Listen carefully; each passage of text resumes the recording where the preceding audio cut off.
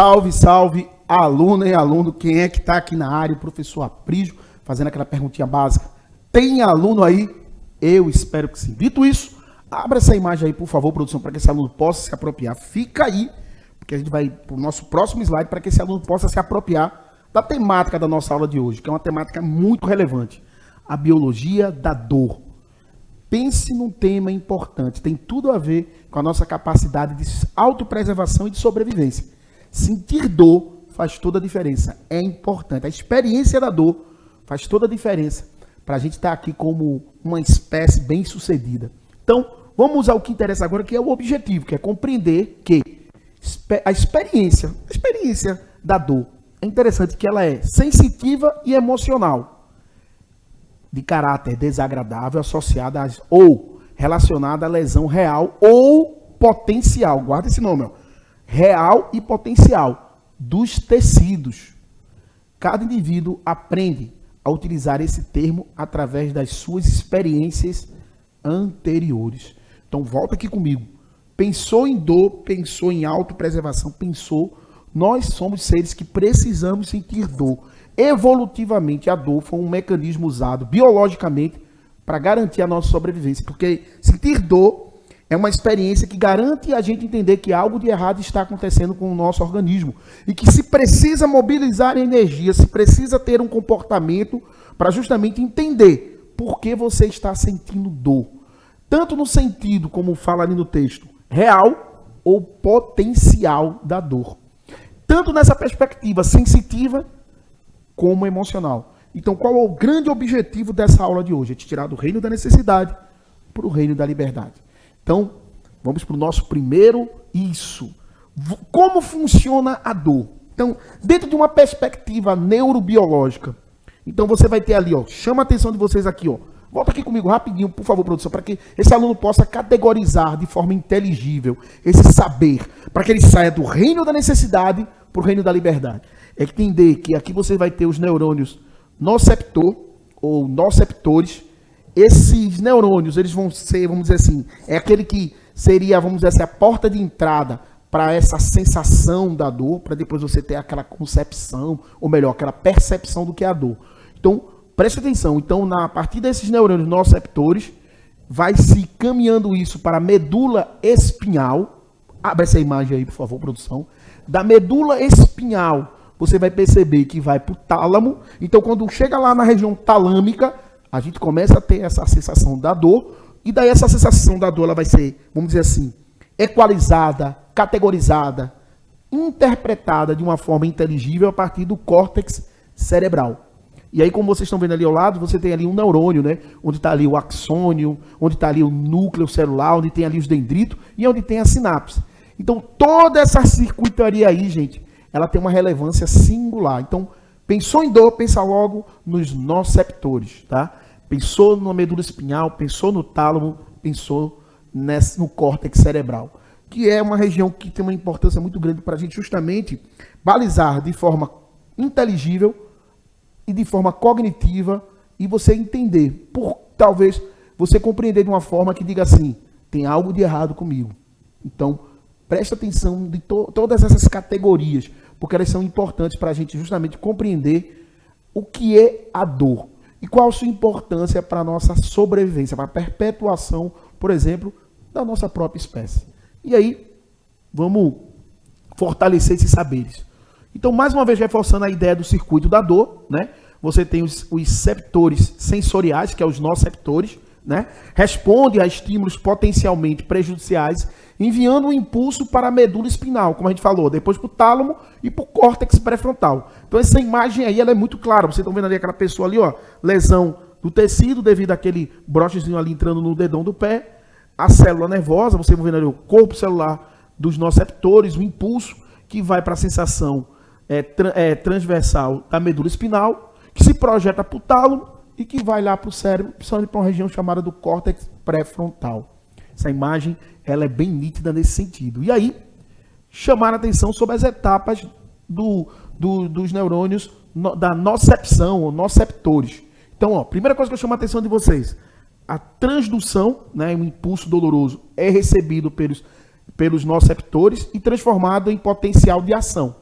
E aí vai ter a transmissão, o impulso é conduzido até a coluna posterior da medula espinhal.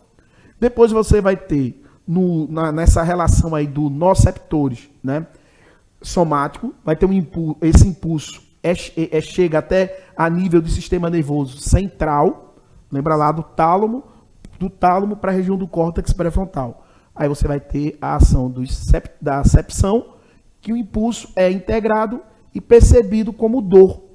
E aí você vê que você já de forma inteligível percebe por que, ou melhor, você vai tentar compreender de uma forma muito mais inteligível, muito mais perspicaz, por que está sentindo dor. Algo de errado está acontecendo. Então a dor, ela tem uma importância singular para a gente sobreviver.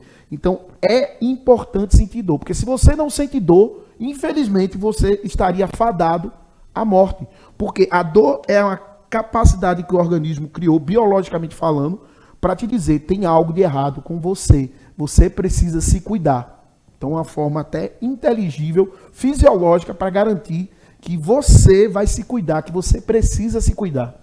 Então, abre novamente essa imagem aí, por favor, produção, para esse aluno se apropriar desse saber.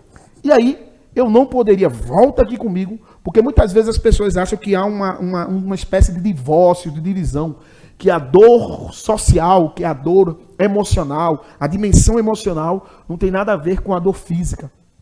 Essa ideia de querer separar essa visão psicossomática. A gente pode garantir para você hoje, robustamente, a ciência corrobora, para te dizer com letras garrafais, a dor social quanto a dor física, a gente pode até garantir para você com muita tranquilidade que a mesma rede neural, ela está atuando tanto para a dor social, e aí você pode estar se perguntando, mas o que seria essa dor social, essa dor emocional? Imagina que você perdeu alguém que você ama. Imagina que você foi colocado em xeque, você em um ambiente público, que você ficou com vergonha, que você às vezes foi humilhado. Muitas vezes a pessoa às vezes sofreu, sei lá, foi vítima de bullying, foi vítima de racismo, foi vítima de um comportamento que te deixou apequenado, entristecido. Isso tem a ver com a dor social. E é uma dor que para muitas pessoas, quando elas relatam, às vezes é maior do que a própria dor física. E entender a dor nessa perspectiva, nessas duas dimensões, tanto na dor no sentido social quanto no sentido físico, e compreender que as vias neurológicas são as mesmas, dá uma grande legitimidade, onde eu posso dizer que tanto a dor como a dor física, a gente não tem dúvida que ela é algo que é real, a gente também pode garantir que a dor social também ela é real. E aí, compreender isso faz toda a diferença. E aí, eu vou trazer para vocês algo que é bem legal, eu achei bem interessante essa matéria, esse paper aí, que fala de um homem, né, um trabalhador da construção civil, né, que ele sofreu um acidente de trabalho, e ao sofrer um acidente de trabalho, um prego entrou na bota dele, e ele ficou sentindo dores horríveis, a ponto até quase de desmaiar. Ele foi socorrido. Ao chegar no hospital, para surpresa dos médicos, é que o prego não entrou no pé dele, mas ele sentiu a dor real a ponto de quase desmaiar. Então você percebe nitidamente que as dimensões da dor, no sentido da gente prevê-la, da gente ter a capacidade de como ela pode ser prejudicial e pode comprometer a tua integridade física, a tua saúde e até a tua sobrevivência, ela é algo que é real. Então aqui foi uma forma interessante da ciência tentar compreender as dimensões da dor. Porque esse rapaz, ele pode até não ter sido ferido, ou pelo menos ele não foi ferido literalmente, de forma tangível, mas para ele a dor foi real. Então, a partir desse evento, foi uma possibilidade de tentar entender quais são as vias neurológicas, quais são as áreas do cérebro que estariam associadas à angústia da dor. Seja ela física, seja ela emocional, ou seja ela não real. E aqui, o real entre aspas, porque ele com certeza sentiu dor, pelo próprio relato dele, e é interessante essa reportagem desse paper, desse artigo, porque ele permite a gente ter, acima de tudo, uma humildade psicológica, da gente entender que a dor do outro é só dele. Muitas vezes desejamos balizar a dor do outro, metrificar a dor do outro pelas nossas experiências. As experiências de cada um é sua. E ter essa humildade psicológica é a gente entender. Eu não posso jamais pedir para que um daltônico diga para mim, descreva com toda a precisão que eu espero qual a diferença entre o vermelho e qual a diferença entre o azul. Por quê? Porque cada um tem uma maneira de ver o mundo que é muito pessoal e é muito particular. Assim é como a experiência da dor. E esse é o grande convite dessa aula, para que você também possa fazer essa reflexão crítica e emancipadora de respeito ao que o outro sente. Não apenas usando da empatia, mas usando da alteridade. Entender que o outro é diferente de mim. E sente e percebe o mundo diferente de mim. Dito tudo isso, vamos para o nosso próximo slide, que é um momento para você entender. E qual seria essa área do cérebro que estaria associada à angústia da dor? Seria essa região, que estaria muito intimamente associada à região límbica, né? A região das emoções. Essa dimensão emocional está muito associada a essa angústia da dor. Essa região que vocês estão vendo aqui, volta aqui comigo, por favor, produção. Principalmente aqui num tonzinho meio amarelado, é chamado de giro do cíngulo anterior dorsal. Essa região estaria associada à angústia da dor, tanto física quanto a dor emocional, a dor social. Então, na hora que você pensar tanto na dor social quanto na dor física, qual é a área do cérebro que estaria ativada? A partir dessas neuroimagens, que estaria vascularizada, neurovascularizada, seria o giro do cíngulo anterior dorsal.